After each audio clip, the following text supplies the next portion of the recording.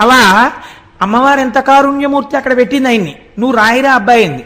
అందుకే మనం రవి సుధాకరవన్నిలోచన రత్నకుండల భూషిణి ప్రవిలమంబుగమమ్ము నేలిన భక్తజన చింతామణి అని ఆ భ్రమరాంబికాష్టకం చేస్తూ ఓ మాట చెప్తాం.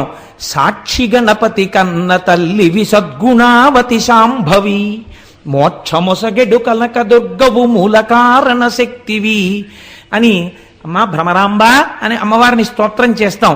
సాక్షి గణపతిని పెట్టింది అమ్మవారు. అందుకే శ్రీశైలం వెడితే తప్పకుండా సాక్షి గణపతి దగ్గర ఆగాలి. లోపలికెళ్ళి పైకి చెప్పుకోవాలి, ఆత్రేయస గోత్రం కోటేశ్వర శర్మ అని చెప్పాలి. ఆయన టకటకగా రాసేసుకుంటాడు, స్వామి కృతజ్ఞుడను అని బయటికి రావాలి. ఒకవేళ రేపు పొద్దున్న ఉత్తరోత్తర ఏమైనా పొరపాటు పడిపోయినా చీనూరుమై నువ్వు ఎప్పుడు వెళ్ళావు అంటే ఈయనకి అభాల్లో చెప్తాడు, లేదు వాడు వచ్చాడు అని చెప్తాడు.